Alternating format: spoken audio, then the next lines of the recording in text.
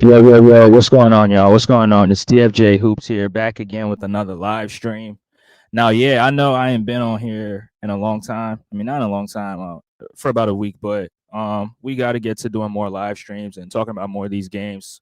But yeah, I just been busy, but yeah, that was just by the way. But I'm gonna start doing more live streams. But a lot has happened since the last time I did a live stream, and we're gonna recap everything. But the most important thing, the Sixers took on the Denver Nuggets last night, so we got to talk about that game. The Sixers lost, but it was a much better game this time around. It wasn't a blowout, right? The first the first matchup in Denver, it was nasty. It was nasty work, but much better performance this time around. Even though they were shorthanded, right? I think Denver had all their guys, right? They had all their players. Aaron Gordon, who has been in and out the lineups, he played. Russell Westbrook played. Jokic played. Murray played. So they had most of their guys out there. But the Sixers, no Embiid, no Paul George. Paul George had a pinky finger injury, right? So that's since the last time we talked. So, but yeah, and then they're missing KJ, Caleb, and Drummond. They're missing a lot of guys, but um yeah, salute to my guy One Mike in the building, bro. Boston Celtics fan, but always showing love here, always supporting me every time I go live. Appreciate you, bro. Says what's good. You got to do more lives. You talk about the Sixers not being consistent yet. You're not consistent. Yeah, that's a good one, bro. I just been busy, bro. But yeah, we gonna definitely get back to doing more lives and talking about these games and few other shows, right? Salute to my guy C9. Appreciate you, bro. Yeah, it looks like Bob, but yeah, appreciate you, bro. Appreciate you. The Eagles gonna be in the Super Bowl, so um, yeah, that's good for them. Hopefully, the Sixers can get to the NBA Finals in the very near future. But oh, he says let's swap PG for Jimmy. Um, I mean, it'll be tough to pull that off. I ain't gonna lie, it'll be tough. It'll be tough, right? Because Miami, I mean, they're not. Miami's not trying to give Jimmy Butler that contract, but the Sixers gave Paul George that contract, so I don't think they would want to trade Jimmy Butler for Paul George. No, hold on. I think they can't give Jimmy that contract because he's older. But I don't think they trade for them, bro. I don't think they trade for them. Oh yeah. I saw the avatar, bro, and I was like, yeah, that's probably Bob. But that's smart. Yeah, I don't want people to know my government name too, as well. But I mean, people know it already, so yeah, it is what it is. But yeah, that's smart. That's smart. But let's not waste any more time. Let's just get right into this game. So, man, Denver, they came into South Philly, and now Denver they lost to the Knicks, where Jokic had a terrible performance against Karl Anthony Towns. So they were looking to bounce back against the Sixers, and they took advantage with how small the Sixers were playing. Right, you had Yabusele playing the center position at 6'8", and then Jokic is a 7-footer basically. He's listed as 6'11", but he's a 7-footer basically with shoes on, and it made the game a lot easier for them to a certain degree, right? They got a lot of easy opportunities in the paint. They scored a ton of points in the paint. I'm not even gonna look at it. I know it's gonna be nasty, but had a lot of opportunities in the paint. Had a lot of guys in the dunker spot. It was just like a layup drill, right? Because the Sixers had no rim protection, and the Sixers tried every defensive strategy out there. Even Nick Nurse talked about this in his post game interview. He said we tried 2 and 3, we tried 3 and 2. Zones. We played triangle and two, right? But it just didn't matter at that point. But let me talk about the first quarter right here. So this game started off with Tyrese Maxey, back to back turnovers where those are terrible, terrible turnovers. Now, luckily, Denver only capitalized on one of those turnovers, right? They didn't capitalize on both of them. But those are some terrible turnovers, and started off the Sixers with back to back empty offensive possessions. And Maxey has to do a better job at that. He has to take care of the ball much better. Now Tyrese has been turning the ball over a lot this year. I think he's having his career high in turnovers, like two turnovers or something like that. But I mean, even though it's low, at the same time, he has to take care of the basketball, right? You can't just be giving the ball up just like that, right?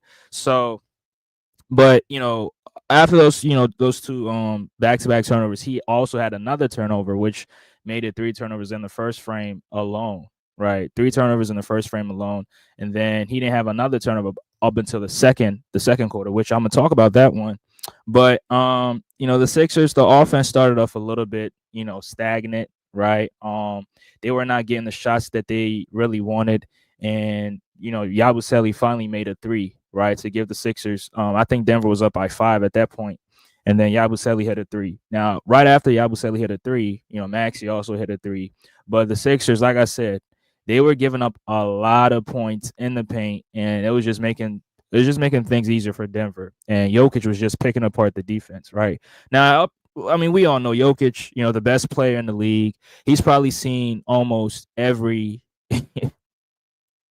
he's probably seen every defensive coverage out there that exists, right? So all he has to do is just make the right read, find the open man, and then he's just making the right play every single time. Like, he's not forcing anything.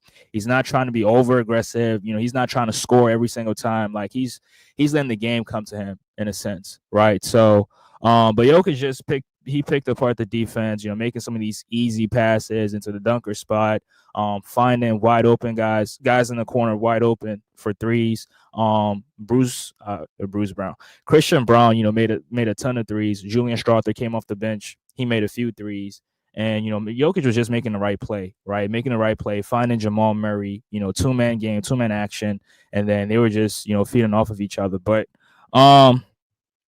the Denver Nuggets had Russell Westbrook starting. Now, I don't know. I haven't really paid attention to the Nuggets as much this season. So, because I knew Russell Westbrook was coming off the bench, but they had him starting in this game. So, I don't know what the decision was going into that. I don't know if he's been starting. I don't know how many games he started. But I think having Russell Westbrook in the starting lineup, that really helps them to a sense, because they're able to get a lot of easy transition points, right? Because Russell Westbrook, one of the best transition players in this NBA. I mean, I think even at 35, 36 years old, he's still as fast. He's probably faster than some of these younger guys, right? He's faster than Luka Doncic, and Luka's much younger than Russell Westbrook. But the point I'm trying to make is that when Russ is in the starting lineup, they get a lot of easy opportunities in transition, right? And they're able to score before the defense even gets set, right? So that's an advantage of having him in the starting line. Now, disadvantage, I mean, Russell Westbrook, we all know he's not a very good three-point shooter. So that's the only thing that might be a disadvantage to them. But in terms of somebody who's going to play hard every single possession, not take any possession off, not take any play off, hustle for rebounds, both sides, right? Offensive rebounds, defensive rebounds. Russell Westbrook is going to bring it every single time he steps onto the floor. Now, a fan was, saying something out of line to Russell Westbrook. I mean, we don't know what exactly he said, but Russ was having some words with the fan, which, I mean, Russell Westbrook, I don't know, man. Every time he comes into Philly, it's just like he's going back and forth with the fan. So, I mean, I don't know. I mean, the fans probably, you got to watch your mouth, because Russell Westbrook, he ain't going to let that shit slide. So you got to watch what you say to him. But let me get back here. Like I'm saying, the Sixers gave up a ton of points in the paint. And at some point, I think Denver was up by like 9 points before the Sixers started. They started to go on a run, right? And they started that run off of a Russell Westbrook and Jokic turnovers, right? Back-to-back turnovers. And then the Sixers started capitalizing off of those turnovers. As y'all come in, smash that like button for me. Smash that like button. Smash the like button. If you're not subbed to the channel, you can also subscribe to the channel. But yeah. But the Sixers, they go on a 13-3 run. And then they take the lead, right? They go up 25-24. Just a 1 point lead. But Justin Edwards has been really, really fantastic in the limited amount of minutes that he's playing for the Sixers, right? He's been good for the Sixers, both sides of the floor. Defensively, he's picking up some of these guys full court, picking some of these guys half court. He's being the point of attack defender, making things a lot difficult for some of these guys, and he's doing a good job at that. So, shout out to him. I'm glad he's getting his opportunity. He had his first start against the Lakers, which the Sixers totally they destroyed the Lakers. I think it was on Monday, right? They totally demolished them, and it wasn't even close. And Justin Edwards got his first start in that game, so shout out to him. He's balling out. But Justin Edwards, he had 2 threes late in the first, right, to help the Sixers with that 13-3 run, and then Maxey, doing what Maxey does, right? Maxey's just as fast as a deer. When he gets to his right hand, like it's very, very tough to stop him. If you're not rotating properly to meet him at the rim, it's going to be a layup almost every single time, right? So shout out to Maxey, and then also Yabusele, right? Yabusele had a very, very good game. Had his career high tonight, 28 points. And the thing with Jokic is that Jokic is not a good defender, right? So guys are gonna go off. Guys are gonna go off against him every single time. Like last year, when the Sixers played the Nuggets and now when they played the Nuggets in Denver, I mean Paul Reed had his career high against Jokic, and then you have this year, you have Yabusele having his career high against Jokic. So y'all Nuggets fans, y'all gotta make demand that Jokic gets better defensively, right? Because some of the points that Yabusele was getting, some of the looks that he got was just wide open looks, like easy opportunities, and some plays where Jokic is just watching him just walk to the rim and just lay the ball up, right? No resistance whatsoever, not doing anything to make it difficult for Yabusele. It's just easy opportunities, at the rim, and then in the corner, Jokic is not as fast to rotate quick enough to get to the corner to contest some of these shots. So he was just, shooting the ball, just letting it fly. And then he was making some of these threes. And then sometimes Jokic wouldn't even bother to, rotate and go contest in the corner because he knows he has no chance of getting there, right? So he would rather just stand underneath the basket, give up the three, and hope for a miss, right? If he misses, I can get the rebound. And, that's what Jokic does, right? Now, Jokic, he had a great game, right? He had a great game himself. 13 assists. He finished with like 24 or 25 points. I don't want to be mistaken. Let me just look this up real quick. Jokic, 28 points, 13 assists, and then 9 rebounds, right? So 1 rebound shy of a triple-double. The first matchup, he had a triple-double easily, right? Nobody was getting in the way. Nobody stopped him from getting a triple-double. But this one, not so quite. But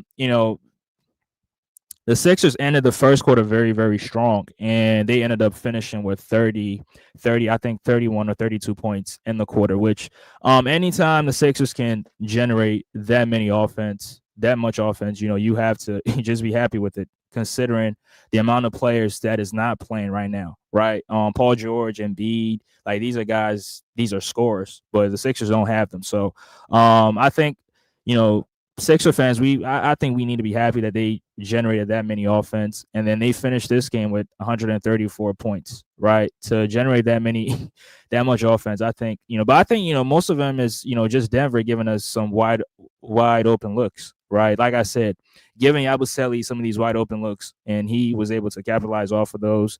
And Tyrese Maxey he made like 6 threes, right? And I think everybody in the starting lineup made multiple threes, right? They matched their season high in threes. They made 21 threes, the same amount of threes they made against the Cavs. So that really helped them a lot offensively. But, Nuggets, they had much better looks than we did, especially at the rim, like high percentage shots. So they were shooting like 60, 61, 62% from the field. Let me look at it, right? I mean, 66%, right? It shot 66% from the field. They were 9 of 26 from the 3-point line. Nah, that was cap. They were 12 of 23 from the 3-point line. I mean, still, close, over 50% from the 3-point line, but at the rim, it was just nasty work, right? Jokic having no resistance at the rim.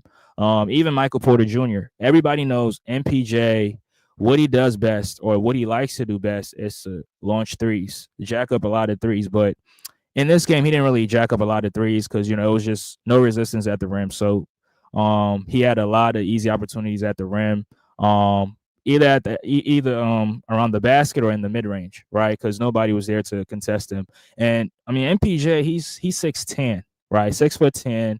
So it's going to be very, very difficult for anybody to get in his way, especially when the Sixers have the tallest player out there is 6'8", and it's this guy on the screen right here, Yabusele. So the Nuggets, everything was in their favor. In terms of the rebounding at the rim, making plays. Like they had three guys out there that can make plays. All of them can make plays. All right, Russell Westbrook can make a play. Jamal Murray can make a play. Nikola Jokic damn sure can make a play. So that really helped them a lot. They had like 30, almost 30 assists in this game. I mean, Jokic himself, generated 13 of those. I think Russell Westbrook had double digit in assists as well.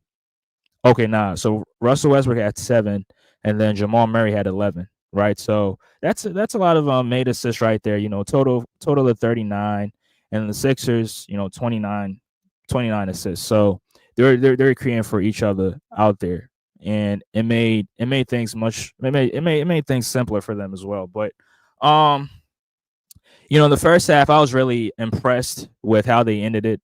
Now, the first 6 minutes wasn't that good, but the last 6 minutes was very, very, very good. With the shot making, the opportunities created, and them getting rebounds as well. Yabusele got a few offensive rebounds on Jokic, which was very, very surprising to me because people don't typically get a lot of offensive rebounds around Jokic like that, right? Because Jokic, he's averaging 13 rebounds this season, right? So Yabusele getting some offensive rebounds around, that was very, very surprising. But the Sixers headed into the second quarter, the second frame, and the lineup that Nick Nurse had out there, I didn't really like it, but that lineup wasn't as bad, right? They had Kyle Lowry out there with Reggie Jackson, Kelly Oubre, Adem Bona, and then Justin Edwards. And this lineup right here is not that good. I mean, especially if you have to rely on Kelly Oubre to generate most of the offense and be your best scorer,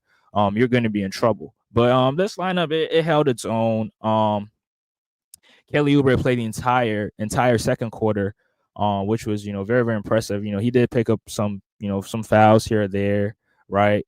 Kelly Oubre, like I said, his effort that he brings defensively, I really appreciate it. But he did a lot in that second frame, right? I think he had like 14 points in the second frame alone.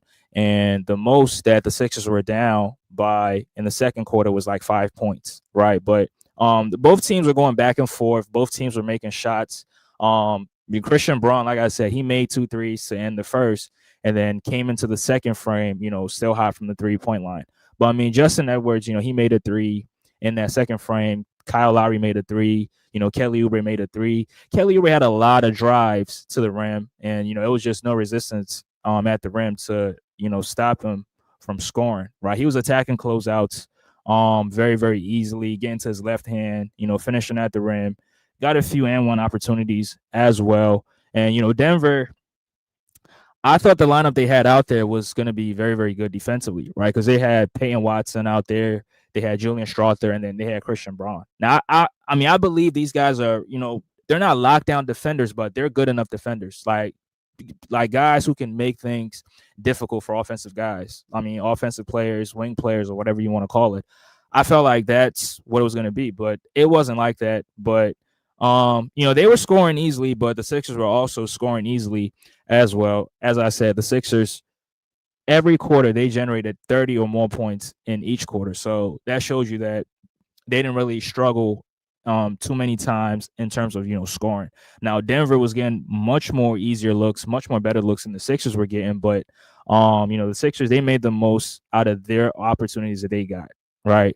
But like I said, the lineup they had, it was very, very good. And then Tyrese Maxey and then Yabusele, they check in at the 6:40 mark, and at that point the Sixers were only down by 4. So like I said, the most the Sixers were down by in that frame was only 5 points, right? So that lineup held its own very, very well. They made shots when they were supposed to make shots. Got a few wide open looks, and guys were making threes. Shots to Justin Edwards.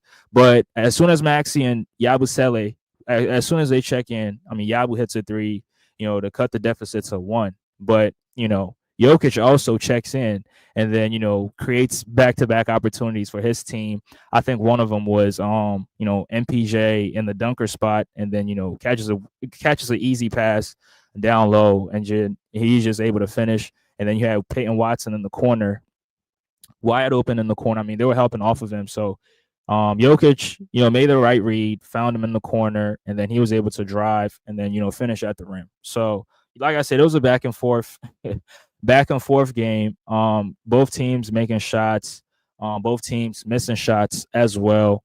But Maxey had a terrible, terrible turnover in the last possession, which I think it was like 20. It was a few seconds left, and he got the ball, they inbounded it to him, and he was just walking it up the floor very, very comfortably. And gets called for the 8-second call, and he couldn't believe it. He was frustrated, but I mean, that's on Maxey, right? That's on Maxey. Gotta know, like, you gotta know the situation you're in. No time, no score, right? You got no time. You got like, you have to know what the time is, like how many minutes you got left in the game, what the score is. But that was lazy from Tyrese Maxey. That was him not being aware of the situation that he was in. But he ended up turning the ball over. That's 4 turnovers right there, right? That 1 turnover in the second frame, and then the 3 that he had in the first quarter alone, that gave him 4 turnovers in the first half by himself. So Maxey has to do a better job at that in terms of knowing the situation at hand, knowing time, knowing score, and then playing fast, right? So, but that's it. But as soon as he turned that ball over, the Denver Nuggets, Jamal Murray got to the free throw line, made 2 free throws, put them up by 4 points, and then Denver, they had it into the half with a 4-point lead, right? Now in the third. And the third is where Tyrese really went off in the third, right? Tyrese Maxey. I mean, in the third quarter, it was all Tyrese Maxey and Yabusele, right? Maxey, I think he scored like 16 points in the third, and then you had Yabusele also chipping in with, I think, 10 points, and then Ricky Council. I mean, Ricky Council had a 3. Kelly Oubre had two free throws, but that was it. It was all Tyrese Maxey and then Yabusele. Now, Maxey, like I said, Maxey was making things happen, right? Making threes, making plays as well, finding Yabusele in the corners for 3-pointers because Jokic was, not rotating to cover Yabusele in the corner. So Maxey was just making some right reads, finding them in the corner. And then Yabusele was also, getting a lot of putbacks, right? Cleaning a lot of mess at the rim. I think he had like 3 offensive rebounds that turned into points right there, right? A few tip-ins right there, getting a few offensive rebounds over Jokic, and then also, getting one and then, kicking it out, and then the Sixers played it. They didn't score, but, it's still, giving you an extra possession to make something happen. So, Yabusele had a very, very good game, a much better game. Now, Yabusele is going to get paid in this offseason. A team, I know it's not going to be the Sixers, but a team out there is going to throw him the bag. I mean, not throw him the bag, but at least, like something that the same deal that Kelly Oubre got from the Sixers. I can see Yabusele getting the same thing, right? Or even maybe more, right? I can see a team maybe overpaying him, a 3-year, 24, 25 million.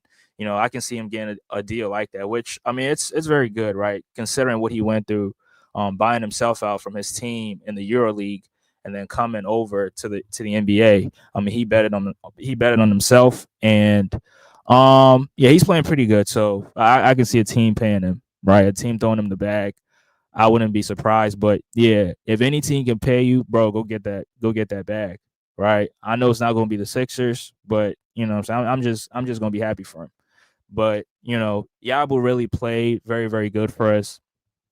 And then in the third, there was this play where Justin Edwards, I mean, the Sixers, they created a turnover, and then Justin Edwards had it, and Russell Westbrook was going in for Russell Westbrook tried to gamble, and then Justin Edwards spun, right? He did that spinning move and then lobbed it up to Gershon Yabusele, and then Yabusele had that dunk, and I was like, okay, that's a smart play from Justin Edwards, avoiding avoiding the defender, and then turn away from the defender and then making a play like that. He was just out there having fun, and then defensively, like he was just showing effort. Not he was not taking any plays off, and even moments where he was called for a foul, you could see how frustrated he was because he knew if he gets called for a lot of fouls, Nick Nurse would potentially take him out the game. So he wasn't trying to make a lot of mistakes out there. So I appreciate guys like that. Appreciate him coming in, effort plays, and also making a few threes. Now he took a bad shot in the third quarter, which I was really pissed off because I felt like that's not the shot that the Sixers was looking for, right? The Sixers could have got a much better shot than the one he took, but he still took it. Now, Nick Nurse did not take him out the game, but later on down the line, they took him out the game. But sometimes you just want these guys to get confidence, and him taking that shot, even though I disagreed with it, I didn't like it. That shows you how he's getting his confidence up, right, to take some of these shots. So huge shout out to Justin Edwards, and then Ricky Council also checked in, right? Ricky Council checked in, and a few hustle plays, transition plays here or there, creating opportunities, and then he had a massive he had a massive three to end the fourth quarter. I mean, in the third quarter, which when you have Jokic running to contest your shot, I think it's an open look because he's not going to get there in time to put a hand up to bother the shot. So that was a wide open look for Ricky Council, and he ended up making the shot, right? So the Sixers still fighting, only down by 3-4 points, not down by a ton of points. They took the lead a few times, right? But they probably had the lead, 2-point lead or 1-point lead, but Denver was just making things happen, right? And it was all Michael Porter Jr., it was all Jamal Murray, and then they had guys coming off the bench also that was making stuff happen, right? Julian Strawther, who's very, very people don't really know a lot about him, but he had a very, very good game, very impressive game from Julian Strawther. And then Christian Brown, like I said, making threes, making plays, and also he's a terrific rebounder at the guard position, right? He's a terrific rebounder. Very, very fearless, not scared of nobody. He's gonna get in there through traffic and get some of these rebounds, right? So, shout out to those guys. And then Peyton Watson also is a very, very good perimeter defender. Not a lockdown defender, but a very good perimeter defender. Can be a disruptor on defense and frustrate a lot of guys, a lot of guard players on the other side. So, shout out to those guys. But the Sixers, they had it into the fourth quarter and they were down by 5 points, I believe. And the first two possessions they had was all Ricky Council, right? Somebody took a shot, and then the Sixers were able to get the offensive rebound, and then Ricky Council relocates to the corner, makes a three, and then the next possession, which the Sixers created a turnover, Ricky Council passes it off to Kelly Oubre, and Kelly Oubre gets a layup. So that play, those two back-to-back plays right there, helped the Sixers tie the game at 105, I believe. Yeah, 105. And then, Michael Malone calls a quick timeout to talk things over. Now, they called a lot of timeouts. And with about 3 minutes left in the fourth, the Nuggets had no timeouts left, right? So I felt like the Sixers could, make something happen, draw a few plays here or there, considering that the Nuggets did not have any timeouts, or even be more aggressive, going to the basket and getting some of these foul calls, because if you don't have any timeouts, you can't challenge any plays. But it was the opposite. Now I'm not saying that they lost the game because of that, but it was a few things that went down that happened that eventually made Denver win the game. But yeah, smash that like button as y'all come in. Smash that like button. But like I said, as soon as they tied up at 105, the Sixers, they go on a 7-0 run and they take the lead. But right after they go on that 7-0 run, guess what? Julian Strawther hits a three, and then Denver starts to turn up the intensity. I just got a notification. It says the Clippers and Jazz agreed to a big trade on Saturday. What is the trade?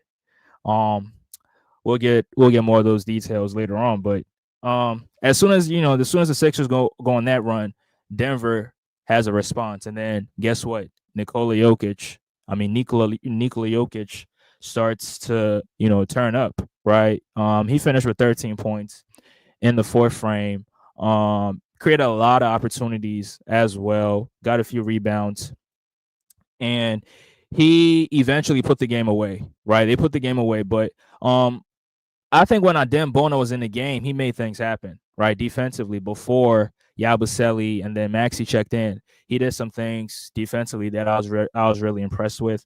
And then he got a few offensive rebounds on the other side as well, to give the Sixers another opportunity to, score the basketball, but the Sixers could not capitalize. So, great activity from Adem Bono. I mean, I appreciate the effort, but the thing is that Nick Nurse is not really playing him a lot of minutes. I think Yabusele played the entire third, right? We didn't see Adem Bono in the third. We didn't see him at all in the first. So the goal is to, play him halfway through the second and the fourth, right? That's the goal for him. Even though I don't like it, I feel like in a few instances, in the fourth, right, if you had Bona and you had Gershon Yabusele, and I felt like that could have helped you, guard a Nikola Jokic, because I think Jokic, no player can guard him one-on-one, right? What you need to guard him is you need somebody on him, and then you need a roamer. That's that's how that's what the Timberwolves did in that game 7, and they were able to, beat the Nuggets in that 7-game series in the playoffs last season. And that's what that's what Team USA did in the Olympics, and they were able to, put Serbia away, right? They had LeBron on them, and then they had Anthony Davis as the roamer, and that really it really helped Team USA. So I mean, that's the blueprint of stopping Jokic. So, but I mean, if you have Yabusele on him, who is undersized, and then, have nobody that's roaming to, be a disruptor, then it's just going to be much easier for him, right? And then when you got guys that's trying to help off of him, guys rotating from the strong side, leaving guys wide open in the corner, guess what? Jokic is going to find those guys. So, in a way, the Sixers made things much easier for them, for the Nuggets, and for Nikola Jokic. Made the game more easier for him. The Sixers, they took the lead. They took the lead late in the fourth. I think they took the lead at the 2:58 mark, where somebody hit a three. I think it was Kelly Oubre. He had a huge three, put them up by 1 point. But, guess what? Jokic Jokic is able to tie the game up for them, and then the Nuggets go on a run, and they end up putting the Sixers away. The Sixers, like Nick Nurse even said this at the post game interview. He said we tried 3 different matchups for Jokic, but he just figured everything out. One of those plays, Jokic was getting matched onto Maxi a lot of those times, right? He was posting Maxi up, and it wasn't like it's not it's not that the Sixers were given that matchup. No, Denver hunted that matchup. They were hunting for Tyrese Maxey. And I need to say this right. I need to say this right quick. So Maxey, when he gets matched onto bigs, there's something that he does not do. And I just noticed it last night.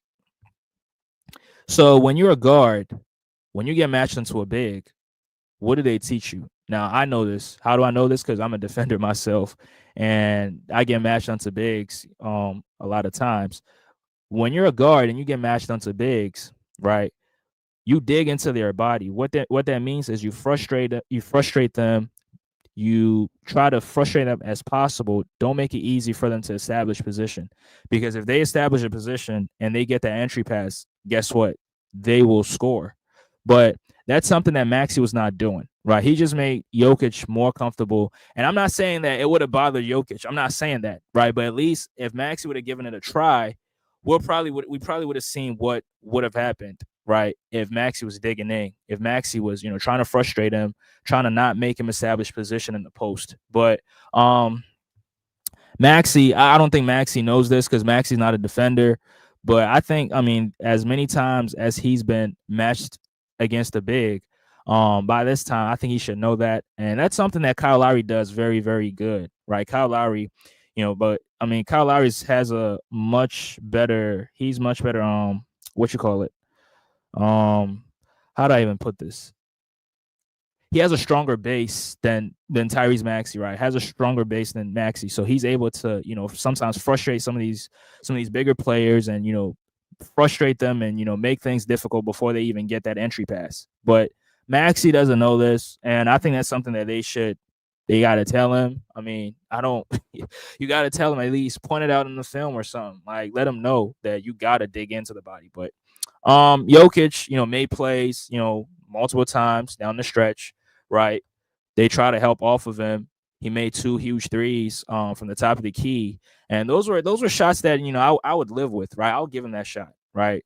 A 3-pointer at the top of the key, I'll give that to Jokic. Now, Jokic is a very good 3-point shooter. Don't get it wrong. I think he's shooting like 40% from the three this season. I'm not looking at the stats, but if I'm to guess, he probably is, closer to 40% or maybe 40%. Let me look this up real quick.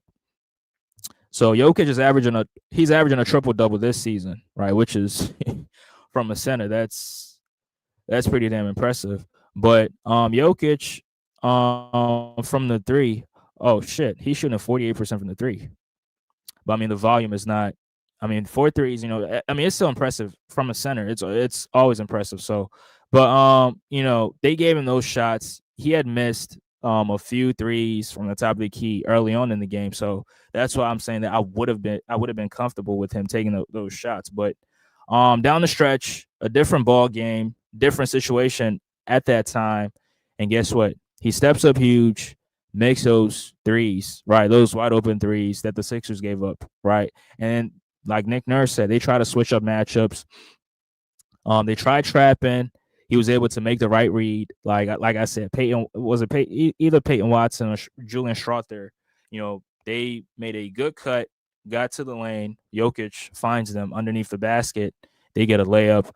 They tried helping off of Jokic. Guess what? He makes a three at the top of the key, and then the last one, I think they try to trap Jamal Murray. Right? They try to blitz him, but Murray's able to find Jokic, but Kelly Oubre gets there late, and Jokic, guess what? Jokic is able to drive, spin, make the shot, and one, and it basically puts the Sixers away. Gave them a 3-point lead, and then the Sixers, they call timeout, they draw up this play, they run the play,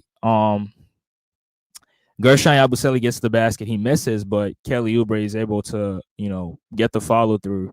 And then, they cut the lead. I mean, they cut the lead to one, but guess what? They fouled Jamal Murray, and that was the game right there. And the Sixers ended up losing. So, but like I said, this game was much better than the game that they played. I think a few weeks ago against them in Denver, which the Sixers got blown off the floor. But last night, everybody contributed in that game. Anybody that stepped onto the floor, they contributed, right? Eric Gordon, who has been playing very, very good in these last few games, right? He was very good in the game against Denver, right? Making multiple threes, had a few drives that I was even shocked that he made those layups because he was getting fouled, and the call was not coming, right? They didn't call it, but he was still making those shots. Now, those were drives, those were takes to the basket that early on in the season, he was making some of those. He had some of those takes, had some of those drives, but guess what? When he got to the basket, he just didn't have enough lift. But I don't know what happened. Maybe he's in much better shape right now. Maybe it's halfway through the season. That's why he has his legs underneath him. But it's been a very different situation for Eric Gordon. So shout out to him, playing very, very good for the Sixers. If I look at it right here, Eric Gordon had finished with 11 points, right? Finished with 11 points, made 3 threes, and that layup that I just talked about, right? So that's the 11 points. Excuse me, that's the 11 points right there. Played very, very good. Defensively, I think he had a few steals, right? There was this play where he got in the passing lane and disrupted a pass that was going to Jamal Murray in the corner. So shout out to Eric Gordon, played a very, very good game. And then Justin Edwards, like I said, young bull is just balling. He just hooping out there, right? He hooping. Now, even though the Sixers lost, but I mean, we gotta appreciate the effort that he gives every single night, right? He's had his opportunity and he's making the most out of it. So shout out to Justin Edwards. I'm a huge fan. Right, shout out to him. And then Kelly Oubre, right? Kelly Oubre finished with 28 points. Was scoring was on a scoring he was on a scoring streak in the second quarter, right? He was the only source of offense that the Sixers had in the second frame. Now they had Reggie Jackson, Kyle Lowry, and those other guys, but Kelly Oubre was relied upon to score most of the points. So, shout out to Kelly Oubre. Finished with 28 points. Now he finished with 27 points and 7 rebounds, right? Along with 5 assists. So he had a very good game. Now, unfortunately, he picked up a lot of fouls, right? Picked up a lot of fouls on Jokic, a lot of fouls on Jamal Murray, because he's one of the best defenders on the team. So he's relied upon to get stops. He's relied upon to play defense at a very, very high level. So, shout out to him. Shout out to Kelly Oubre. I like what he brought to this game. Now, unfortunately, we lost, but the effort, the shot making, the will, going after some of these offensive boards, like you can only appreciate it, right? And then you had other guys as well. That came off the bench and was very, very huge for the Sixers. Yabusele, career high 28 points. I was mad he didn't get that 30, but 28 points, he'll definitely you definitely take it. And then Reggie Jackson came off the bench. Not too much, but just scored 2 points. And then Kyle Lowry took a charge. I think he took like 2 charges, made a 3, and made a few passes here or there. But like I said, this performance was much better. The Sixers scored 134 points, right? 134. Now the last game, how many points did they generate with Paul George in the lineup? I don't think it was 134. I could be wrong, but I don't think it was 109, right? So 109, 144 to 109. Denver blew the Sixers out by almost 40 points, right? But this performance right here, you can only appreciate it. Salute to my guy, teacher guy game. Appreciate you. Edwards needs a standard contract. You need young role players like him. Absolutely. That's a good point. That's a good point.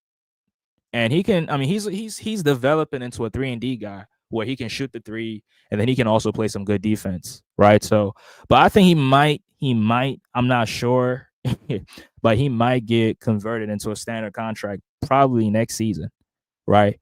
It could happen any moment from now, but if I'm to guess, I would say next season. That's when it's going to happen, right? Because he's been very, very solid for the Sixers. After he started getting consistent minutes, right? Even as a starter, he's still playing very, very good, playing very, very good. He says Ricky's a solid role player too. Yeah, I like Ricky Council. I like that. The shot clock cheese at the end of the third. That was very, very good. And then he headed into the fourth, and then he made another three, and then created another opportunity for Kelly Oubre. Right. So those are some good plays from Ricky Council. At the end of the third, and then heading into the fourth. Right. And then he didn't get any or a lot of transition points, but when he gets that rock, he's just pushing it. And when he gets to the basket, if you're underneath the basket, good luck trying to trying to contest him at the rim, because he's gonna rock the rim, right? But I think Ricky's also developing. He's slowly. His development is gradually increasing, right? He's getting better every single time. Sometimes a few mistakes here or there really it messes things up for him, but I think he's developing. I think the development. I see the potential, right? I see the potential, but only thing I'm worried about or concerned with is the 3-pointer, right? The 3-point shot, I don't really, I don't think it's something that you can rely upon, right? It's not something you can rely on, you can count on. But Justin Edwards, I mean, I'm not. I might show bias. Because Justin Edwards, he from out here, so I'm gonna be a little bit biased. I'm gonna say Justin Edwards because I think Justin Edwards he's much more polished offensively than Ricky Council, right? The drives to the rim, the 3 pointers. He can also make plays, right? And then defensively, I think he's much better defensively than Ricky Council. Now, I mean, Justin Edwards is 6'7", 6'8", right? He can move laterally, active hand. So definitely you give him the edge over Ricky Council, but Ricky Council's more experienced than him, right? I think this is what second season. So yeah, I give Ricky Council the experience, but I think Justin Edwards has more potential. Yeah, he has more potential. That's my opinion. Salute to my guy Mike. Salute, salute, salute. Appreciate you for stopping by. Appreciate you. You think the Sixers will keep Yabu? Yeah, a report. I saw a report last night that says the Sixers have no intentions of trading Yabusele, which yeah, I don't see the Sixers trading him, but I mean the Sixers they can change their mind and then trade him and just trade him at the trade deadline, right? The same thing they did to Patrick Beverly last season, right? They said they was not going to trade him, and then later on, guess what? At the trade deadline, they traded him for Cameron Payne and the second round pick. So I mean, I'm not going to be surprised, but if I'm to guess, I don't think it's going to happen, right? Because I mean, Yabu has been your that's the center you got, right? Because Andre Drummond is hurt, Joel Embiid is hurt. So if you trade him, I mean, if you're trading him for a center, okay, cool, no problem. But if you trade him for a guard, then I mean, I don't know what the sense. I don't see it. I don't see what you get from that, right? I feel like he's untouchable at this point. I mean, Mike, I don't know, bro, because I mean, Daryl Moore, he's unpredictable, right? He might just wake up and just trade him for a pick, or. So I mean, I'm not gonna say untouchable, but I mean, he's very very valuable to the Sixer team this season. Now, I would say valuable. He's very very valuable to this team.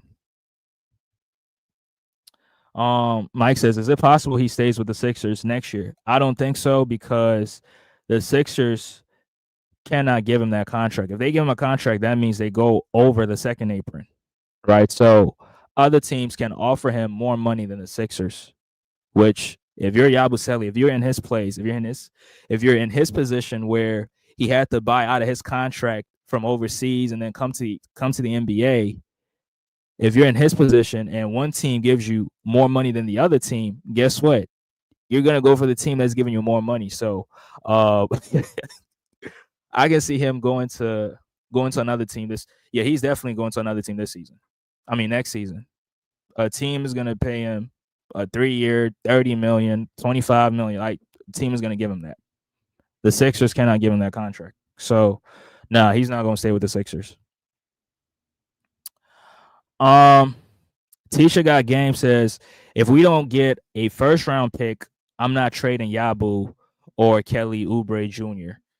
Yeah, that's very very important. That first round pick is very very important. I mean, I think at this point, I think the only tradable asset, KJ, maybe Caleb, um, and the Sixers have a few picks too. Don't get it wrong. Maybe not for 2020, not for 2025, but 2026, 2027. The Sixers have a couple first round picks, so they could work around that and make use of those picks and try to improve this team. But making trades is very very difficult, right? As fans, people think like making trades is so easy. All you got to do is just pick up a phone, call the other teams, general managers, president of basketball operations, or whatever, and make a trade. But no, you got to give up something valuable, right? Unless it's a maybe if it's a salary dump, then yeah. But if you really want to improve your team, you have to give up something valuable, right? You got to give up something valuable. You can't just give up a Kyle Lowry, Eric Gordon, and expect to get like a very good player that can be a contributor to a championship contending team. It just don't work that way. So I think as fans, sometimes we gotta be patient with the front office. But I mean, Daryl Morey gets cooked a lot. But I think sometimes we need to we got to cut him some slack because it's not easy to make a trade in the NBA, right? It's not so easy. But yeah. So the Sixers, the four is it a 4 game, 5 game? Yeah, it's a 4 game because they beat the Cavs, they beat the Bulls, they didn't beat they demolished the Lakers, and then they beat the Kings. So that's a 4 game winning streak. So Denver snaps the Sixers 4 game winning streak, in Philly. But yeah, I'm still impressed with the performance. But I mean, the Sixers need those, they need those wins, right? They need those dubs. So um, I think as of right now, they're 9 games under 500. How many losses? Can somebody tell me in the comment section? Probably 27 or 28 losses. Which what I'm doing is I'm comparing this season to last season. So last season the Sixers lost like what 35 games. They were they were 47 and 35. So now they're getting closer to that 35 games lost. So they got to pick up as many wins as possible, right? You got to pick up as many wins as possible. And then on Sunday, they play the Boston Celtics. Now Boston, we we took down the Celtics on Christmas, so they are definitely looking for a revenge game on Sunday, which hopefully Joel Embiid plays in that game. I don't know if Paul George, the pinky. Man, you can't make this up. Hopefully PG. I don't know. I don't know how many games he's gonna miss, but that it's whatever. Mike says it's 19 and 28. So they only have what 7 more games to get to that 35, and it's. I mean, they have a few more games left in the season, but the Sixers should be in the play-in by now, right? They should be in the play-in by now, if they really want to compete. But again, these guys have to get on the court to play. Embiid, Paul George, Drummond, Caleb, KJ, these guys got to get on the floor, in order for that to happen. So, but I think Embiid is getting closer, right? Embiid is getting closer, and yeah, let me talk about this. What y'all think about Embiid in practice? With the handstand, which I heard, saw a few reactions from fans complaining, "You're hurt. You shouldn't be doing this." But I mean, me personally, I didn't think it was that big of a deal. But I mean, it's not a good look, right? Considering the amount of games Embiid has missed, right? He missed his 14 straight game against the Denver Nuggets, and then doing this. But I think we got a question like who is leaking some of these pictures, these videos, like who's the snitch? Who's the snitch that's leaking all these information? I think that's something that they got to question. But I mean, in practice, having fun, like guys, I mean, goof around in practice. I mean, if you played for any team, when I played soccer, I played basketball. I mean, in practice, we did a whole lot of crazy shit, right? Like, we goofed around, but when it was time to get busy, practice, and get better, guess what? We put all of that aside, and then we practice. We build chemistry, we build continuity, things of that nature. But I mean, we still goof around and we play around and shit, right? But yeah, I think MB has to be better. Knowing when the media is around and when they're not around to be doing some of this shit. But I think he's getting much better. And him practicing, that's a good sign for the Sixers. Hopefully, like I said, hopefully he can get back on the floor and make things happen for the Sixers. Right? 19 and 28. So that's what. That's a nine. They're 9 games under 500. Yeah, and we're in February right now. So it's February 1st. Um, yeah, All Star game is like what in 2 weeks. So I think they got to get back to 4 game, 5 game under 500 before the All Star break. Right? They got to make that. They got to make that push. But I mean, it's not going to be easy. Like I said, but you got Boston on Sunday, you got Dallas on Tuesday, and then the Miami cheat on Wednesday. So that's a back to back. play Dallas, and then Miami. Which I mean, the Sixers they should win those back-to-back games, right? They did it against the Cavs and the Chicago Bulls, so I will count on them again to make it happen. And then right after the Miami cheat game, they play the Detroit Pistons. They take on the Milwaukee Ducks, and then they take on the LeBronto Raptors. I mean, a few difficult games, and then a few games that they should win, right? So, yeah, the Sixers got to make stuff happen. Got to make things happen. But yeah, if y'all got any questions, y'all can leave it right down there. I'm gonna try to answer. I know I haven't done a live stream in a minute, but yeah, we got a few more minutes here. Let's address a few of these questions.